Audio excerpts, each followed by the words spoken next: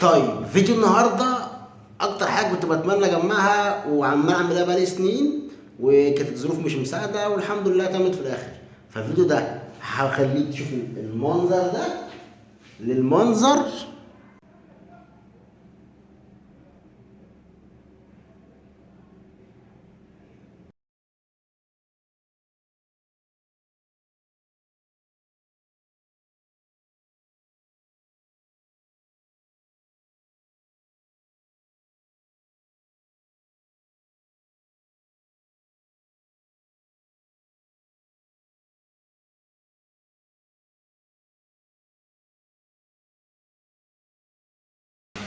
طيب اول مفاجاه معانا هنعمل لها انبوكسنج هي دي.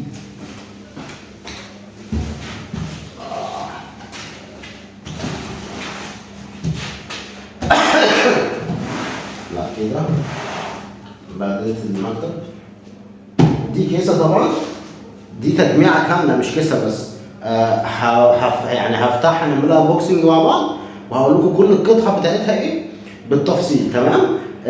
الاسعار انا كنت جايبها قبل ارتفاع الدولار، فمش عارف دلوقتي الاسعار هتبقى عامله ازاي، بس انت بقى عادي يعني انا هقولها لك من باب المعرفه يعني مش اكتر. يلا بينا نبدا.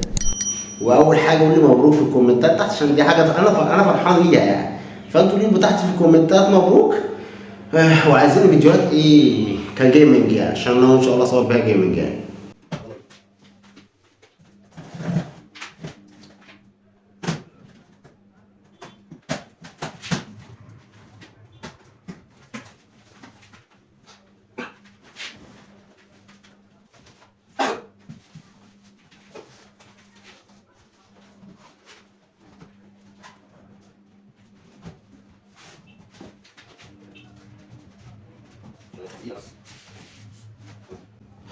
اول حاجه ده اللي هو الكيسه اسمها انتك ان اكس 292. تمام.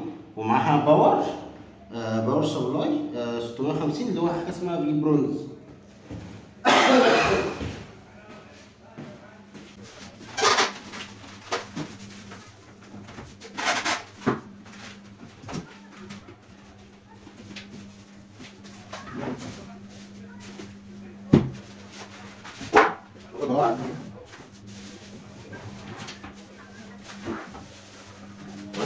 مساعدين يلا بينا.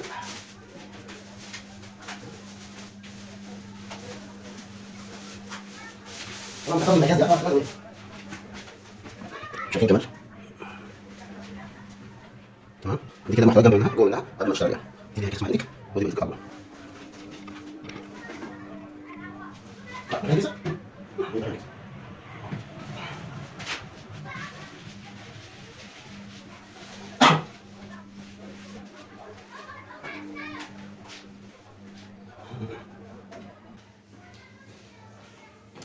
وده كابل الباور اللي كان جاي معاها، كابل باور عادي يعني.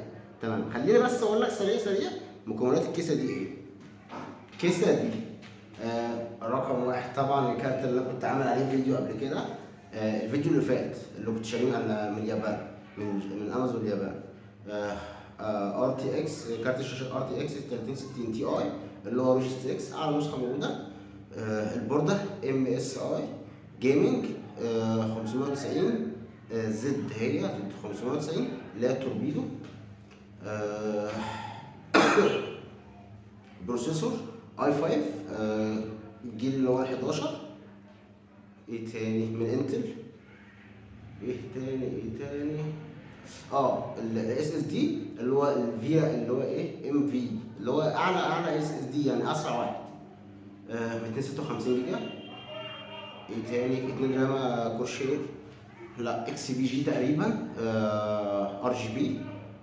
الكيت 2 في 16 2 في 8 يعني 16 جيجا بس. والكيسه اللي هي انتك دي بالباور بتاعها. الاسعار هبقى في الاخر يعني. تمام. فخلينا بس نشوف بتاع التانية اللي هي الشاشه بقى.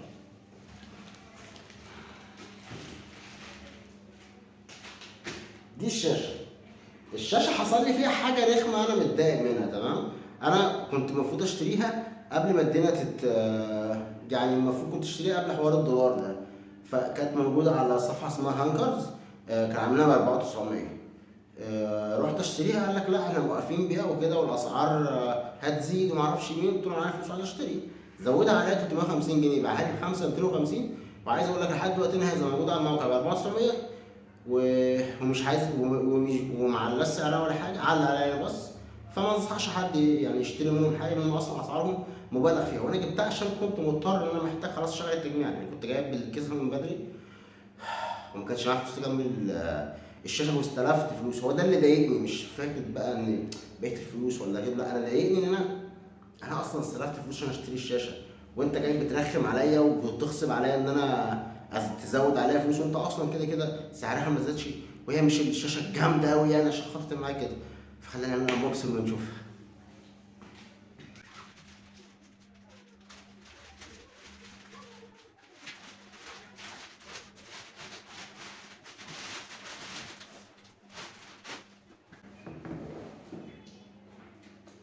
طيب دي شاشه اسمها ايسر جيمنج مونيتور اي بي اس. اي بي اس ده شيل الوان، لو واحد بيشتغل جرافيك ديزاينر او للجيمنج مهمه جدا تجيبها اي بي اس. سرعه الاستجابه بتاعتها 0.5 يعني اللي هي اقل من ملي سكند، اللي هو نص يعني. طبعا دي حاجه مهمه جدا في الشوتر، الناس اللي بتلعب شوتر يعني كتير. اتش دي ار. تمام. ايه تاني؟ اي ام دي فري سينك. ايه تاني؟ 24 بوصه فول اتش دي طبعا. بس كده ايسر يعني. آه، دي كويسه. انا كنت اجيب حاجه اسمها ريد دراجون روبي، دي كانت عند 4300 بس ريد دراجون مش قويه في شاشات زي الايسر يعني. بس هو ده اللي خلاني جبتها. فيلا نعمل الاول انبوكسنج. سوري ان انا صوتي واجعني عشان انا عندي برد، بس فهتلاقيني ايه حوار الكلام معايا صعب شويه. مش عارف صعب لا لا بس ايه ممكن تيجي الشاشه. اول حاجه تطبع عادي ده طبعا هتروح معاك ما تجيش عشان صعب.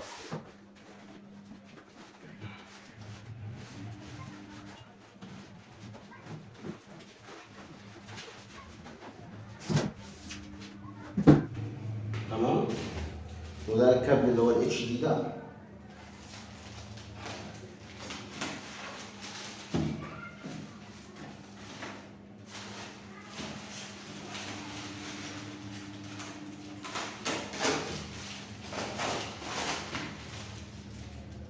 طيب ده الستاند على حرف الفي. ستاند كويس مش وحش، خامته كويسه الومنيوم. وده اللي هو بيركب في الشاشه نفسها. تمام. هي محطوطه مش كتير.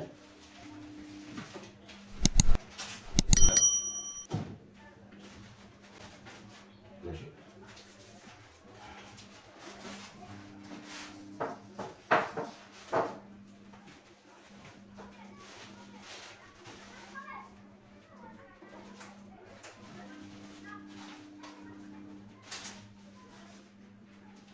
ده شكل الشاشه 24 بوصه. تمام. دي المداخل بتاعتها من تحت اهي، يو اس بي، كابل اتش دي، كابل باور. فخلي بالك وانتوا انتوا ماسكينها، هي خامتها كلها بلاستيك تمام، بس خامتها كويسه مش وحشه. فخلي بالكم انتوا بصوا تركبوها.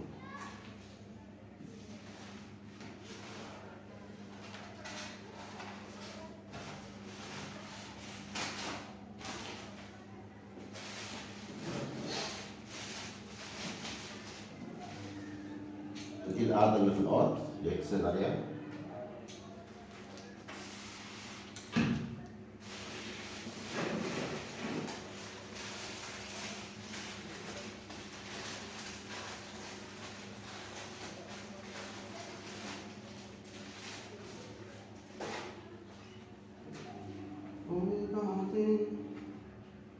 طيب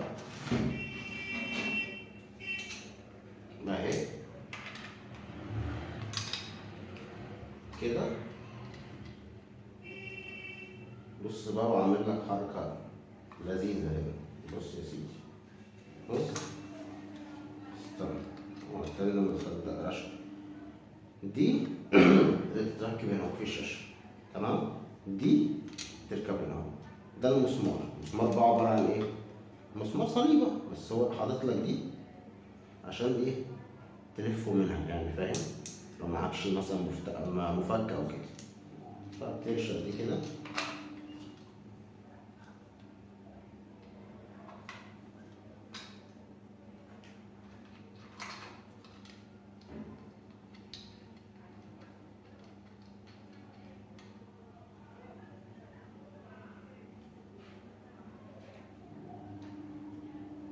ترجعه تاني مكانه. بص بقى عامل ازاي، بص بالمنظر ده كده شكله عسل.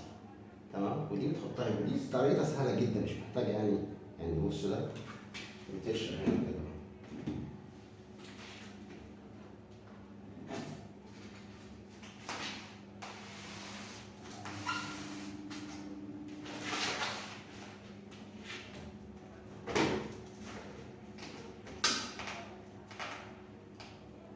لا بس كده خلاص نور.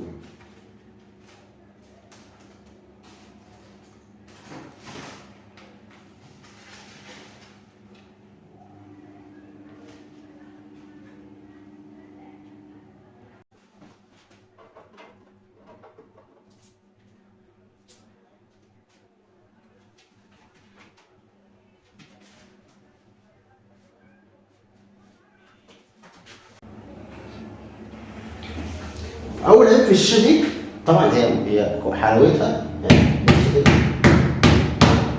ما بتتهزش ثابته يعني. دي ماسكه في كاوتشات تحت كمان عشان خاطر ما تتزحلقش يعني. بص ماسكه في المكتب خلاص. بس طبعا عيبها حوار ان انت ما ينفعش تغير اتجاهاتها، ولا ترفعها لفوق ولا تنزلها تحت ولا يمين ولا شمال، فاهم يعني؟ بص ثابته خلاص، انت رشقتها شكرا كده، ملهاش اي حركه تاني. دي هتبقى مكانها هنا.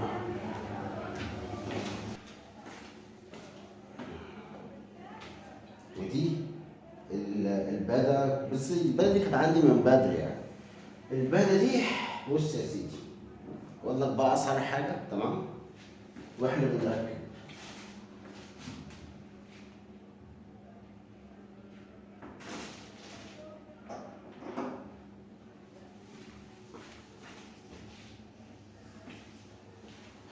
البادة دي كنت جايبها ب 350 جنيه بس من كذا سنة. هتقول لي غالية ليه؟ هقول لك لأن أولا بص حجمها قد إيه؟ حجمها 30 في حوالي 70.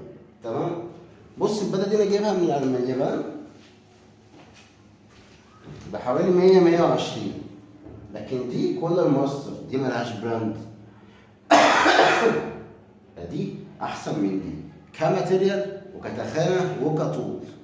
فبص الفرق بين دي قد ايه؟ 10 سم ماشي. خلينا بس نحط دي الاول.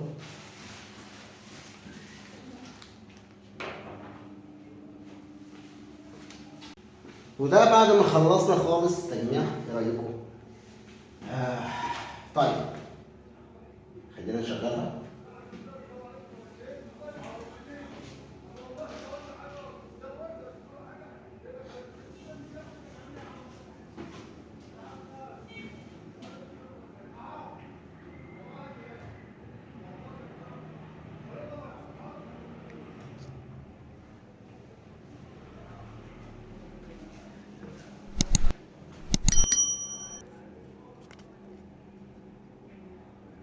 حلو. ويندوز 10 وبتاع يلعب. ما شاء الله. خدت بالك من سرعة فتح الويندوز ده بفضل الاس اس دي. طبعا انا حابب اشكر مين؟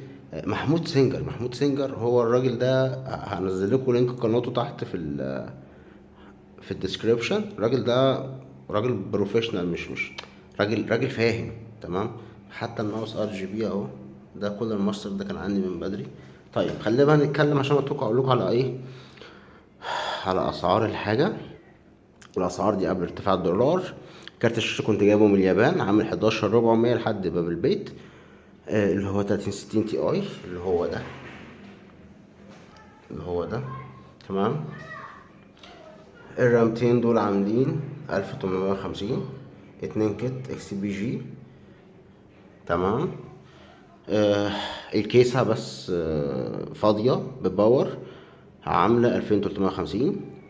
هارد اللي هو ان في ده، الان في اللي هو اسرع، اللي هو اسرع من الاس اس دي. هو اس اس دي، بس اللي هو حاجه اسمها نوع اسمه ان في. ده كان عامل 700 او 750. تمام. الكيس عامل 2350. ايه تاني؟ البوردة ام اس اي كانت جايه برضو من اليابان، كانت عامله 2600 لحد برضو باب البيت. ايه تاني؟ الشاشة زي ما قلت لكم في الأول عاملة 5250، وحسبي الله ونعم الوكيل في هانكرز عشان ده أفوره جدا. بس